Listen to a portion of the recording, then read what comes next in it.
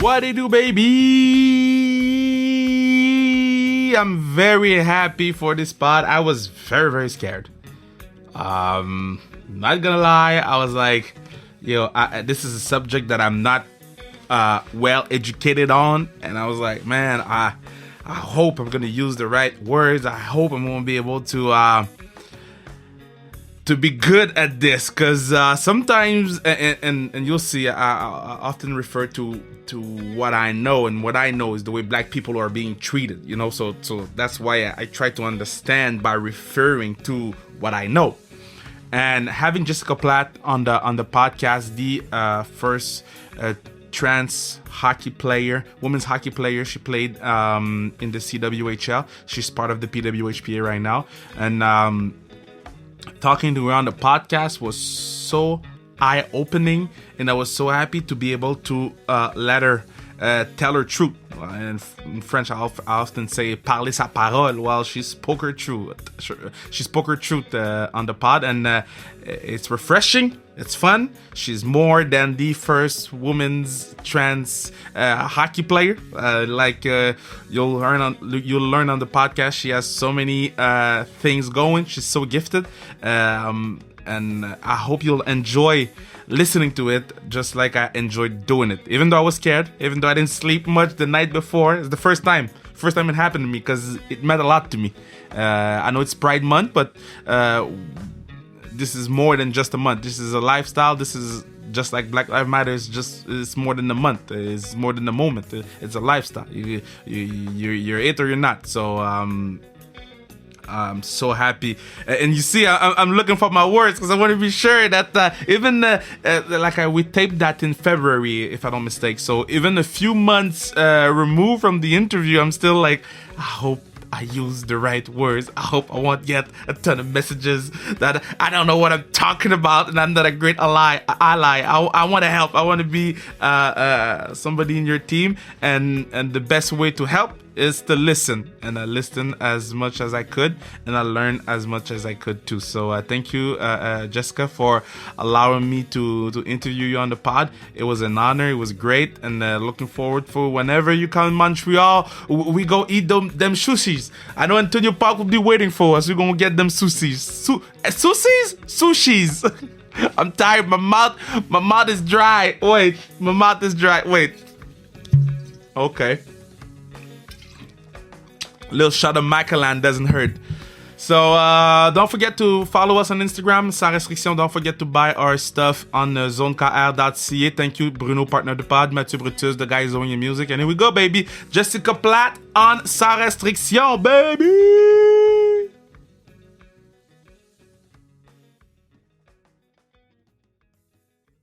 Yeah, very happy, because so I read a lot about this person, and I'm so happy to have her on the pod, because first of all, she is inspiring. Second of all, yeah, she played for Toronto. We kind of hate them, but you cannot hate this person, because I mean, when you see everything she's been through, you're like, man, I want her on my team. So Jessica Platt, I just want you to know, if you want to play in Montreal, we have a spot for you. Montreal's always been such a great team. It'd be pretty difficult to get on there. How you doing? I'm doing pretty great. How about you? Oh, I'm doing great. I'm so happy to speak with you, because I'm following women's hockey and being vocal about it. I kind of know a lot of the girls, but I don't know you. It's the first time we speak. Yeah, well, thanks for having me on the podcast. Now, I'm very happy to have you on the podcast, and it's an honor for me to have you on the podcast. Now, how have you been with all this pandemic, this COVID thing? I've been, as good as I can be, trying to keep safe, and, everything's been pretty much normal for me. I work at Canada Post, so we just deliver the mail every day, and, I'm trying to keep up with training. Didn't have much in the way of hockey this winter, so that was pretty difficult, but other than that, I'm doing as good as I can. I mean, what's harder, a C-Dub season or working at Canada Post during pandemic? Honestly, I like Canada Post. I get to walk around all the time. Outside, it's nice. Probably would have been harder commuting for the CW because I'd work a full day and then drive an hour to Toronto for a late night practice, drive an hour back, and then work the next day.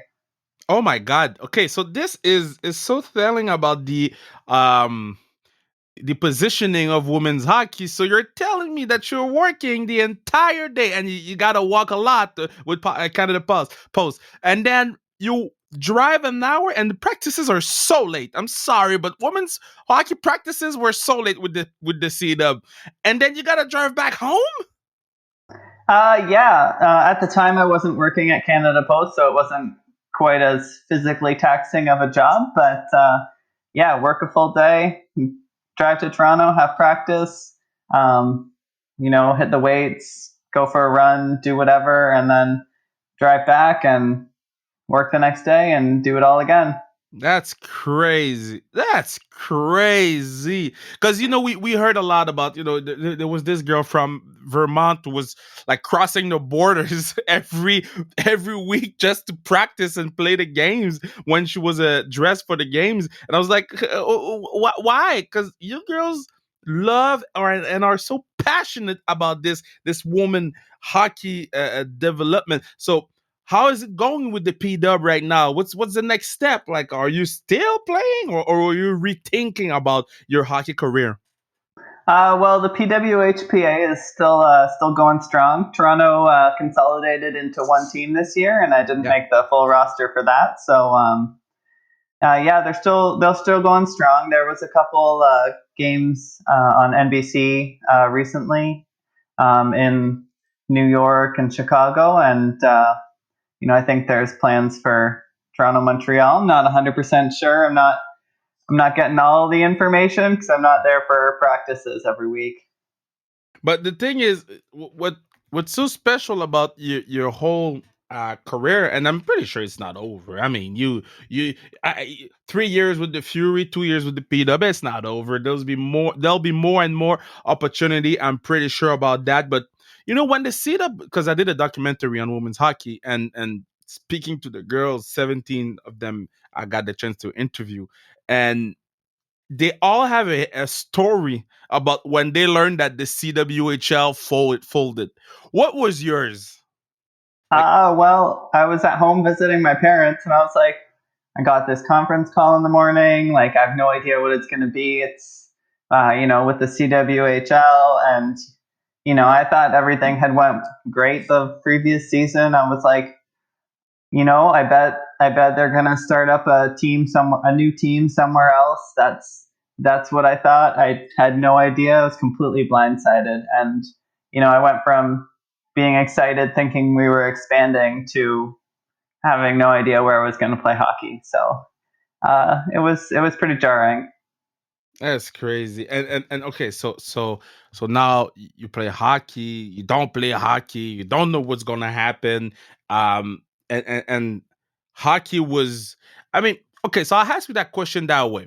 So hockey for you is, when you played in the CWHL with like the $2,000 a year salaries, and pretty much nothing for you girls as professionals. Was it like more of a hobby, or you were so passionate about it that you're like, no, nothing gonna stop us? I feel like we didn't think anything was going to stop us. Everyone there had so much passion for the game. We did everything we could to will it forward, but if the big companies aren't stepping up and sponsoring, if they're not taking that risk to help grow the game, I guess, then Yeah. we can only do so much as ourselves. And with us working full time, we're not able to give everything we can to our training, our practices. We can't practice as much, we can't train as much, and we can't put out the best product possible. So essentially, the only people that could do that were the Olympians, Yeah, and even then, they had their side gigs. yeah, it's crazy. And you are more than like, your name is Inch in women's hockey history forever, because you became the first trans player in the Canadian Women's Hockey League. We did a full podcast about the LGBTQ plus community a while ago, and I learned so much.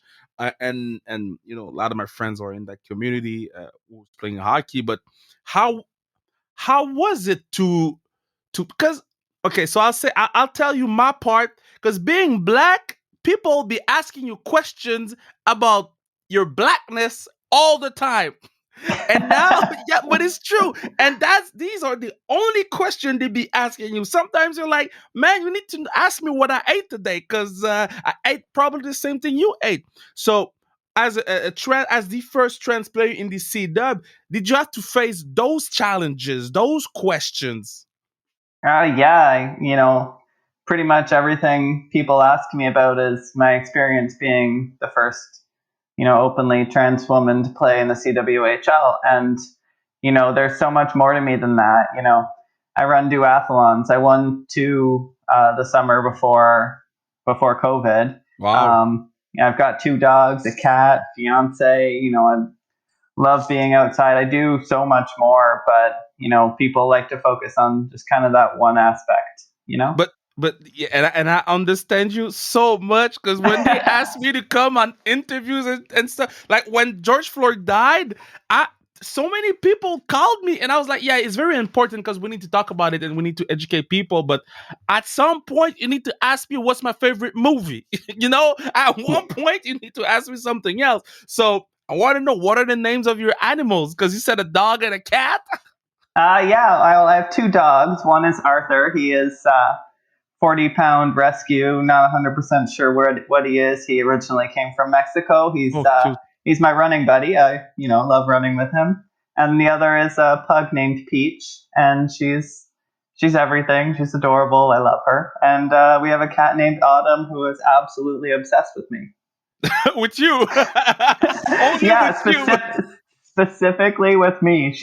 We joke that she chose us when we went to look for, well, she chose me when we went to look for a cat. 'Cause Yeah.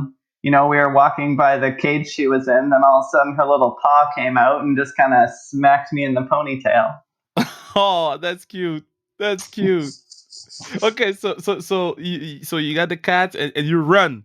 So tell me about that, the running, and tell me the what are the differences between training to be a professional hockey player and training to run the what duathlon?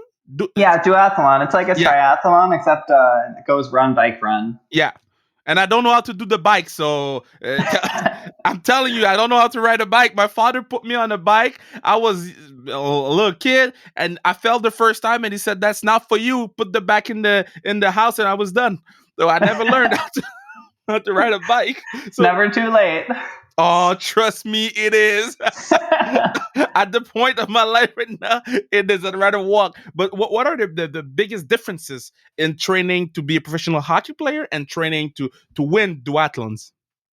Well, the training is a lot different because, for hockey, you're training more for power, power rather than endurance.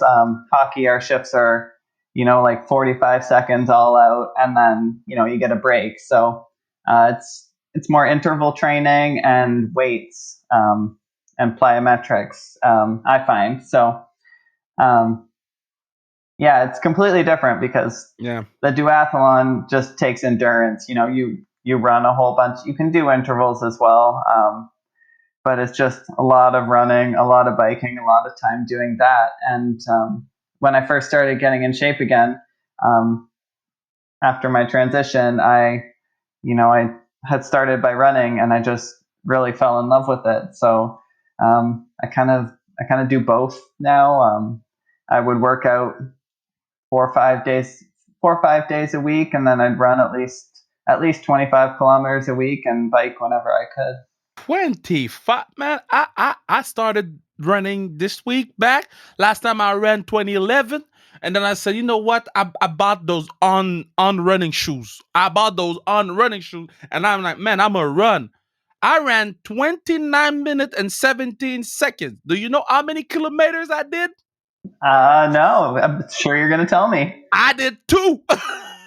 Hey, you know what? Everyone's got to start somewhere, so that's great. Good on you for getting out there. But okay, so what another thing you cannot be prepared for is playing Marie-Philippe Poulin. Now you had to play her when you play for the Fury. And I always ask that question when I talk to the NHL players and I ask them about McDavid, and they be like, "Yo, when McDavid is on the ice, I gotta run away because I don't like that." What is the feeling when you see Marie-Philippe Poulin coming to you on your side, full head of steam? Honestly, it's just basically sheer terror. She's absolutely incredible. You know, one time I got the puck from her, and I'm sure she was at the end of a shift or something like that. But I was just so happy because she's honestly incredible. The things she does on the ice are amazing. Do you have a player that you're like a player in the league or the PW that you're like, man, people need to talk more about this girl. She's a bad girl. Like people need to realize how good she is. Well, I think people probably do realize how good they are, but I played with Renata Fast, and the amount of work she Mm. puts into her game and her leadership is absolutely incredible. And same with Sarah Nurse, Natalie Spooner. These people, I just I look up to them, even playing with them. And if they're like, "Hey Jess, you did great that shift. Like keep that up." Like I'm flying high. I'm feeling great about Oh, myself. that's great. That's so great. And how was it the reception to have you in the team? Like how did they band around you? Cause I never hear a bad thing about you. And I know a lot of the girls, I mean, they seem to love you a lot. So how was it to be open, to be true to yourself and to be in that environment? Well, I was terrified to tell people because, growing up playing boys hockey, I didn't quite feel like I fit in, and I was afraid that people might not think that I fit in and might not want me there. But the reception was incredible, and basically everyone came out, after I had told them and was like, we're so proud of you. Like everything's the same. Like, are you gonna come for practice? So that was amazing. But it's I think it says something about the women's hockey community, how accepting and open they are. I know pretty much every um, pretty much every woman that I've played with has a story growing up where they played on an all boys team and they had to endure all sorts of you know bad things from the boys. They have to get changed in a storage closet or something along those lines, so they kind of know what it's like to be on the outside, and I don't think they want that for anyone else. So it's it's nice. It's powerful what you're saying because I was listening to the guy is a lawyer and was talking to the Senate and he was talking about his girl, and he said, I don't remember the exact line, but he was like, "Man, you need to let the kids be who they are. You need to let them do what they want to do because at some point, if the gender is a problem, it's a problem for everybody. It shouldn't be a problem." For me, I'm open. Like Yep, I've been facing discrimination for 28 years, so I'm not gonna discriminate somebody else. But exactly. but we know internet, and I know firsthand the internet is a dark place. Now, how did you face that? Because I know for me, it took me, man, when they gave me my first big shot, I remember it took me 3 to 6 months to figure out the internet and to understand that, man, that's 10% of the people. How did it go for you? Well, I had kind of known what to expect. I had talked with some people, and they told me that I'm probably going to be known as the trans hockey player for the rest of my career. And they told me that I'd probably be facing some pretty horrible things said about me on the internet. So I had prepared for every eventuality. I had kind of expected it to happen, and I had told family, my friends, my teammates, the league, everyone that really mattered to me. Hmm. So with having their support, a bunch of trolls on the internet didn't really bother me. Damn, you're strong because even with everything, you're very strong because there's not a lot of openly trans player or athletes. Like there is, but there's not a lot. So and you said something very interesting. You said you're probably going to be known as the first trans player in the women's hockey league forever, and I felt in your voice that maybe that's not what you want. Am I feeling wrong, or because I don't know? Well, I mean, growing up, I never really wanted to, stand out. I just kind of wanted to fit in and be, you know, kind of fly under the radar.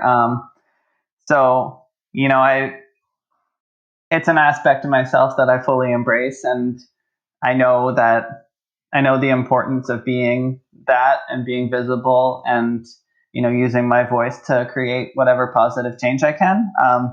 Yeah. But I am more than that, and I'd like people to see that as well. Yeah, and it's very like I said before, it's very fun that it's very fun or good or strong. Let's say strong that you say that because you are more than that. And we've been talking for what 20 minutes, and we talked about the dogs, we talked about the duathlon, we talked about a lot of things. But at the same time, we still need to talk a little bit about that because a lot of people listening right now, they feel inspired and they feel like, okay, so me too, I can go and I can be me. Do you feel that it's a pressure to be that person? That I know for me, being one of the few black people on TV, man, that's heavy on the shoulders. But I still gotta carry that shit because if I don't, who's gonna do it? Exactly. Yeah. I definitely feel the pressure. There's not a lot of representation for trans people, especially when I was growing up. So um, I want to be that positive example that people can look to and see that they can still play sports. They can, get married because I'm engaged. They can, find Right. love, acceptance. They can have everything that they've ever dreamed of, and they can be exactly who they are. And I want to show people that they can do that. Yeah, I think it's it's important what you say because a lot of people who are on the fence of having trans athlete in different sports. I mean, they listen to you. How can you be still on the fence when you hear it from the person feeling it, living it, fighting for it? Do you do you feel we're a long way from having uh, it to just be normal, or it's closer than we think? well, I'm an optimist, so I'd like to say it's closer than we think. Yes. I think we're getting there. I think there's still a little bit of time until we get there, but it's still relatively new for a lot of people. So it'll take them actually being willing to learn about what a trans athlete goes through to compete in sports, and to learn about transgender people in general. I don't know if Yeah. you heard the Dwayne Wade interview. If you haven't, I'm gonna send it to you. He was talking with uh, three other black guys, and in the black community, it's it's it's not like something we know about because it's not that it's hiding, but it's not uh, popular culture. It's not not everybody knows a trans person, you know. So Yeah. Dwayne Wade was talking with the three guys about his daughter, Zaya, I think, and listening to them asking question and listening to D Wade, I was like, man, if somebody living that, how how does it make you feel to see guys like Dwayne Wade, one of the greatest basketball player of all time, black father being like, yo, that's my daughter and that's it. I'm gonna do everything to make her happy. Honestly, that makes me feel amazing. Makes me feel so good to see him being so accepting of his daughter and, educating other people as well because, he could just, accept his daughter for who she is and, just leave it at that. But that he's willing to fight for her it just makes my heart happy. Yeah, the one way they fighting for her, I'm fighting for you too. You in my team now. You in my team now. I'm telling you. You want to come in Montreal? We got a spot for you. But All right. what do you like? What do you watch on TV? What TV series you're watching on Netflix right now? Well, I just watched The Stand. That was really good. But I'm really, right now, I'm really into a lot of cooking shows and baking shows. And um, Oh, that's so a great. new a new season of Nailed It just came out, so I'm probably gonna binge that tonight. Are you a good cooker? I dabble. I wouldn't say I'm anything super special, but I'm a pretty good cook. Okay, well, I need to know what's your specialty. What is that one thing that when you cook that, you know the person gonna fall in love with you? Me, it's my lasagna. Me, it's my lasagna. You ask John Lacasse and Mash Meyer and Sophie Bettin, all those they ate my lasagna. So what is yours? Well, I love lasagna, but for me to what would I make? Well, I worked at a pizza and burger place for a while, Oh, a few years back in Sarnia. Christos, if anyone ever goes, it was great. shout Owners out. are amazing. Greek family, it's great. So if I make a pizza from scratch, or I make a mean burger too. Okay, so the Sarnia is the Sarnia Stings, right?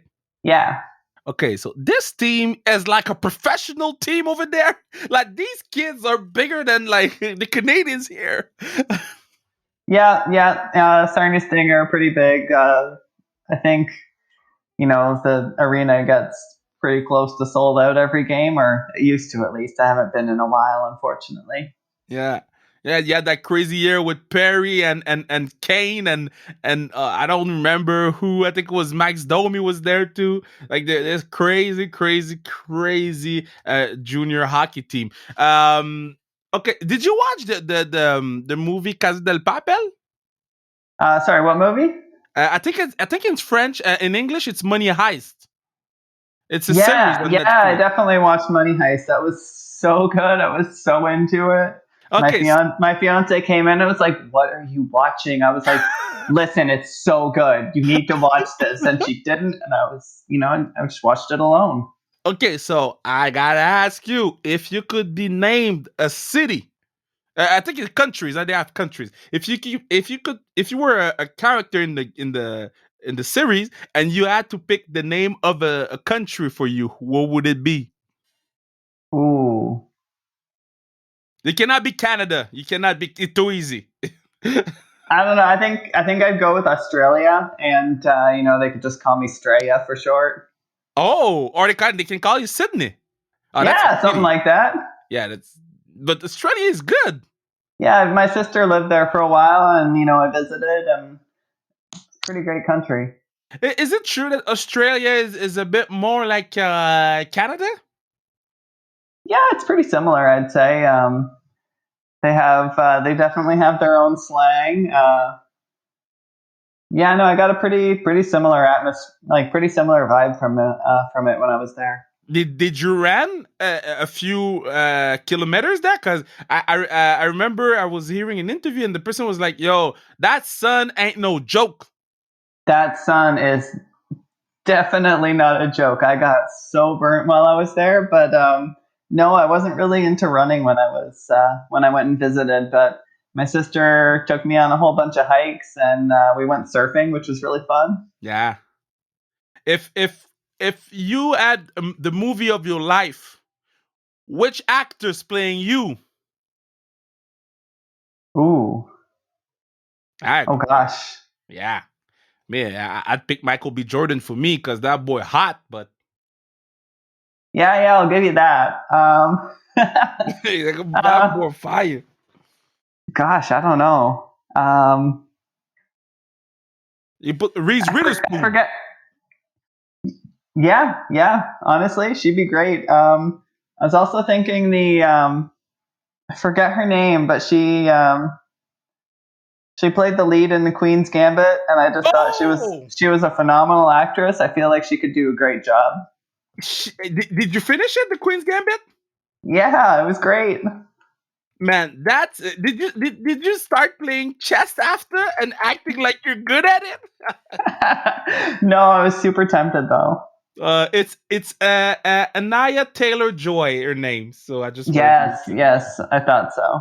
But Okay, yeah, so a question I ask most of the every hockey players that come here, I ask the question: you play a hockey game, then you die.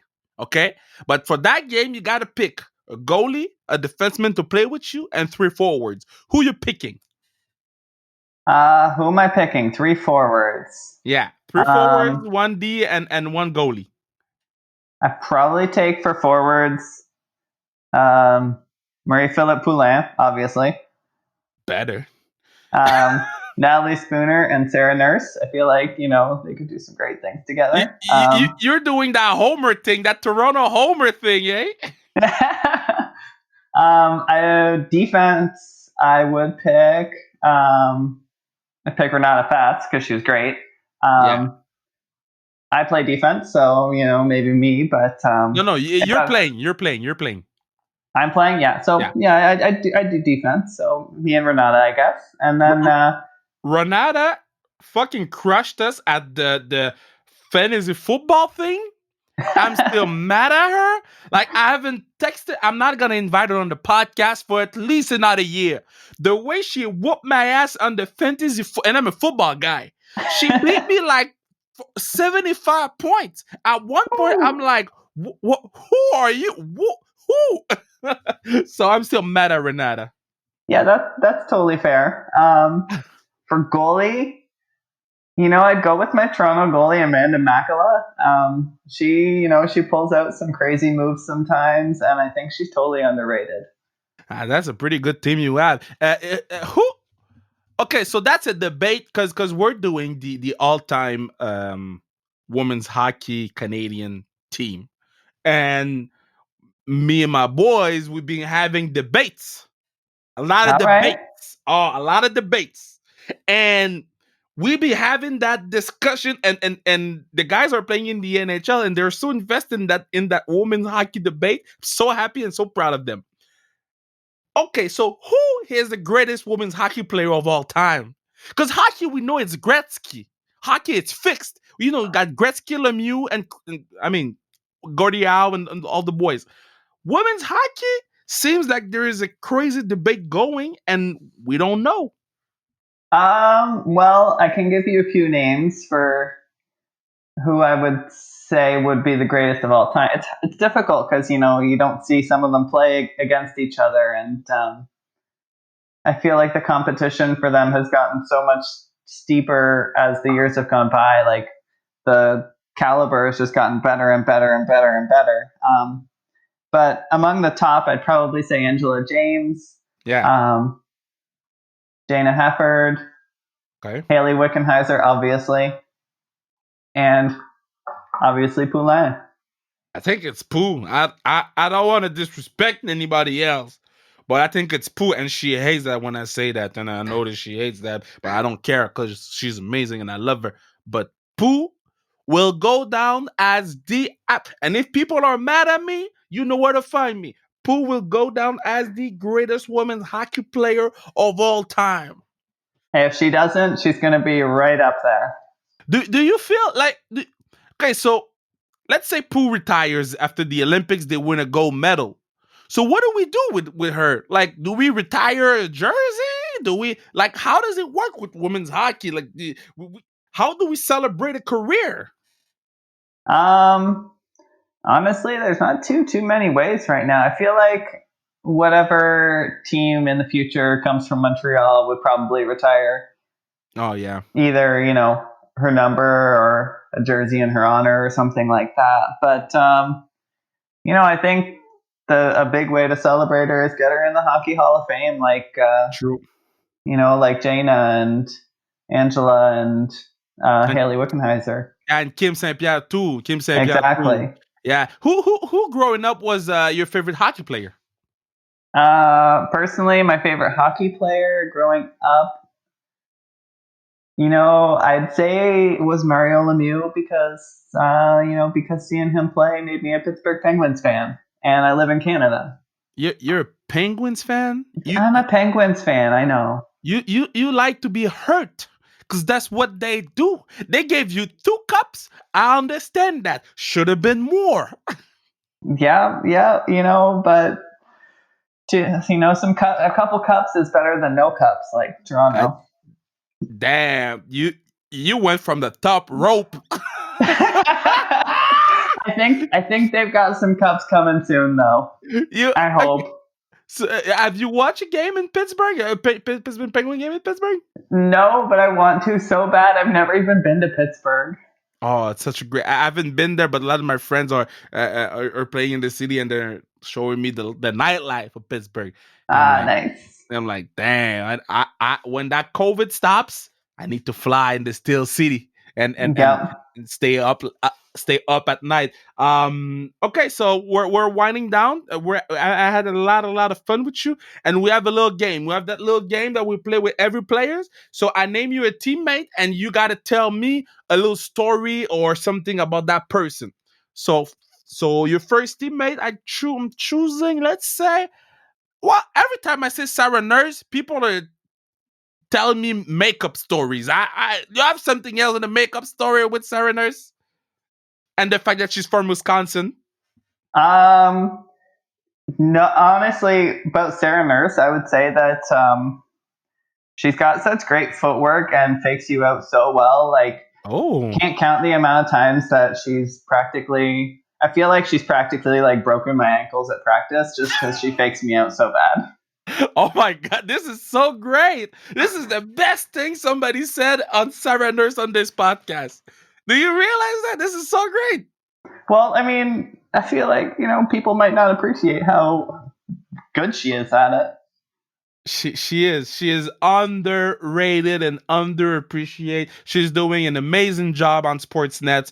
Saw her last night with Natalie Spooner. I was so proud of the girls, and she I mean, she's a very good hockey player. She's from she playing Team Canada, and her and Clarkie are two of the most underrated player. Emily Clarkie, Wisconsin Badger. Yeah. Two of the most underrated players in women's hockey right now. Spooner, except TikToks. What do you have for me? Honestly, the first time I played against her, I had no idea what to expect. She walked in wearing sweatpants, and I was like, "This is Natalie Spooner." And then, we had our first tryout, and she was coming down the ice on me, and I was just terrified. I was just like, "Oh God, what do I do? This is actually Natalie Spooner coming down on me." And that's my first memory of her. But I got nothing bad to say about her ever. She's She's always got a amazing. She's smile on so her friendly. face. She's so nice, so friendly. She's amazing. When you first walked in that locker room, you mean you had Fast, you had Spooner, you had Nursey. I mean, Gamble was there. Like a lot of people were there. Do you feel like a bit of a fangirl when you walk in that locker room because you got talent like left and right? Yeah, Fulton was there. Heck yeah, you see a lot of these people play um, on TV in the Olympics. A lot of these people played high level NCAA hockey, or they played for a Canadian university, and they're so talented and so skilled. And honestly, I just felt lucky to be able to play with them for the time that I did. Me. I feel lucky that I had some time with you tonight. Very happy that we could have time to speak more than just you being the first trans player in the CWHL, because you are more than that. And I'm very happy that the people listening to this right now, or knowing a little bit more and more and more about who you are as a person and not as a hockey player. And that for me was the most important thing that I wanted to do with this podcast. I want to thank you for telling me not only your story, but telling me that you're also Australia if you ever go to Money Heist. By the way, when we talked about actresses, Blake Lively should play you. Yes, yes, that would be so great. It should be Blake. I just had a flash right now. It should be Blake. All right, I'm changing my answer. It's Blake. Get her on the horn. We'll get a movie started. We'll tag her. I mean, the other guy just answered last year. He answered Militz Deu on Twitter, so we'll make sure that Blake tries to answer us. Okay, hey, you be safe, and it was amazing talking to you. You're an amazing person, an amazing soul, and can't wait to ever meet you face to face and to ever watch you play hockey with my two eyes. Well, thank you so much for having me on the podcast, and it was great to talk to you. Be safe.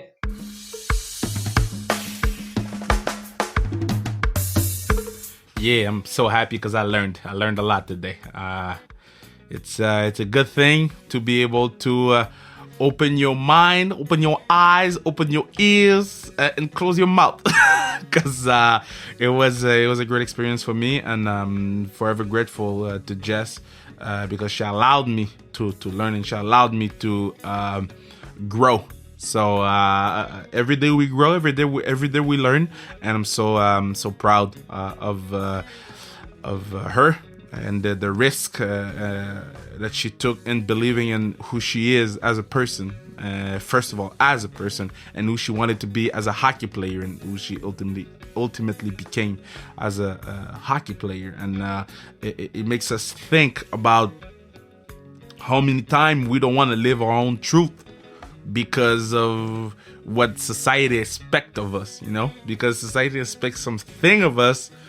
Maybe it's not what we want. This is not who we are, and talking to her, it made me rethink about so many things, so it was a great time.